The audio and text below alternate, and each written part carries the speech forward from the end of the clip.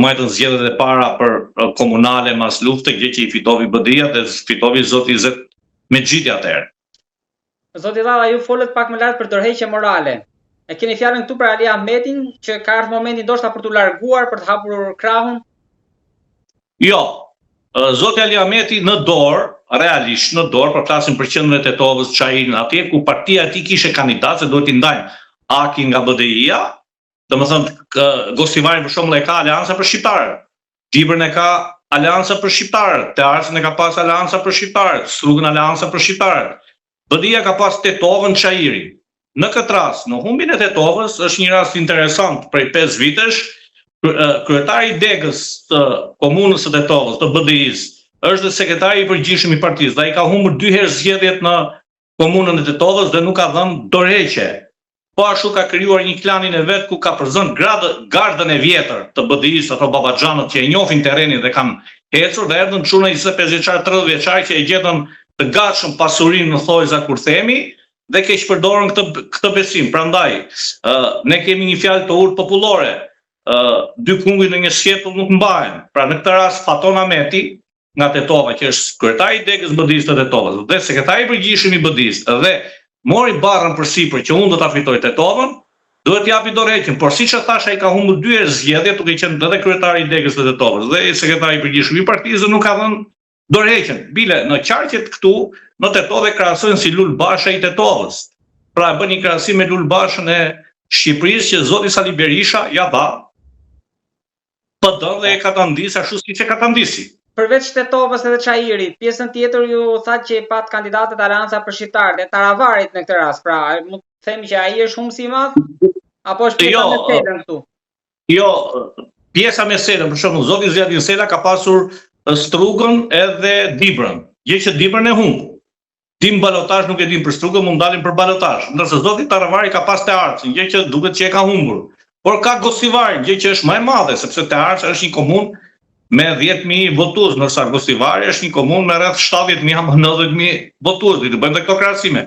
Flasim për komuna fshatrash, si Liçenas apo si i themi Piqeras, andaj çka ka nga Korça me 1.500 banor që janë Maqedonatit në Korç, dhe komuna të mëdha siç është Gostivari, Tetova apo Çajiri. Pra këto janë të mëdha. Nësa Dibra përsëri është një komunë e vogël, nuk është se ka në 10.000 votues ka, domethënë Dibra. I ka ngel emrin Dibra e madhe, por nuk ka, po përsëri e ka humbur kandidati i Zjadin Selës, kurse Taravari ka në 4 komuna, gjë që vrapçisht ne ka pas zoti Taravari, gjë që është fitues absolut me bojkotimi, pra bojkotojnë dhe ai ka fituar, sepse 23% apo 24% i ka marrë gjithë votat, e kanë bojkotuar pala tjetër.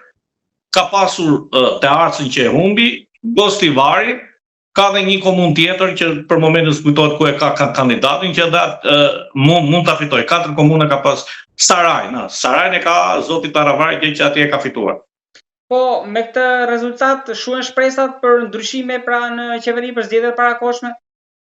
Jo, me këtë rezultat ku duket që nuk do ketë të tilla gjëra, sepse nëse ti humb Çajirin dhe Tetovën, që janë Tetova, Kërthiza dhe kryeqendra e shqiptarisë, atëherë ti nuk ke prodhim apo ideologji apo propozim moral që të kërkosh vot për kështu. Megjithatë, unë përsëri mbetem që mund të ketë zgjedhjet parakohshme në prill, kjo për ndryshimet kushtetuese, kusht që BE-ja ja ka dhënë zotit Miçkosi kryeministrit që topi është në fushën tënde, i tha BE-ja në takimet e fundit, dhe ai duhet bëjë ndryshime. Nëse nuk bën ndryshime, këta janë emocione emocionale, domethënë momentale, gjë që populli rëndohet ekonomikisht, maqedonisht i shtohen borxhet e mëdha si puna dikur Greqisë në 2008 dhe mund të pësoj një krizë të madhe që nuk do të di vetë. Është një shtet i brish, një shtet i vogël që nuk mundet të ketë prodhime përveç të emigrantëve që ndodhen jashtë, që sjellin lekët. Po me koalicionin çfarë ndodh tani të Aleancës Kombëtare për Integrim? Normal që çdo koalicion nuk është i përjetshëm, mund të ketë dhe ndarje, po mund dhe të vazhdojnë, nuk është një gjë e çuditshme. Mund vazhdojmë, por tradita këtu tek shqiptarët e Maqedonisë së Veriut, po udhëzove një nga Kali, nuk ngjitesh më. Nuk ta japin mundësinë e dy siç ka pas Shqipëria, për shembull, Patostan ra, erdhi në pushtet Berisha ra, erdhi në pushtet, domethënë, apo në Kosovë po ashtu. Ktu janë interesante, ata i kam thënë gjithmonë janë të çuditshme, në specie e veçantë. Ndikon dhe presioni shtetëror, mos e harroj këtë, ndikon dhe 100 vite që kanë qenë të shlavëruar njerëz të dorës dytë, ndikon edhe që Tirana nuk i ndihmon dhe unë i quaj jetim realisht shqiptarët e Maqedonisë Veriut, i quaj jetim me plot gojë, se gjithmonë janë shfrytzuar dhe keq përdor qoftë nga Kosova, qoftë nga Shqipëria, gjë që këtu nëse ka rënë zoti Ali Ahmeti unë nuk shikoj më ngritje. Shqiptarët duhet mendojnë mirë, këtu që për çfarë votojnë për kë votojnë, se unë nuk i shikoj të ardhmen e mirë të shqiptarët Maqedonisë. Mund të kemi edhe një emigracion të pa e kthyer kokën më ata që ikin dhe nuk rikthehen më. Edhe diçka të fundit për sa i përket Maqedonasve, VMRO-ja apo LSDM-ja apo parti tjera, kush e mori shumicën? Shiko, VMRO-ja ka marrë shumicë dërmuese, gjë që LSDM-ja është një parti shumë e vogël tani, nuk e rrezikon paktën për 10 vite VMRO-n DPMN. Duhet ta kemi parasysh që mas viteve 90 VMRO-ja DPMN ka qenë parti e fuqishme, ideologjike, e djathtë ekstreme ndaj shqiptarëve, dhe dy herë që ka humbur pushtetin e ka humbur për fajt të shqiptarëve. Një herë ka humbur në 2001 pa luftës së UÇK-s që erdhi LSDM-ja me BDI në 2002, e humbi në 2017, domethënë zgjedhjet i humbi, LSDM-ja i fitoi VMRO-ja, por BDI-ja e bëri koalicionin me LSDM-n.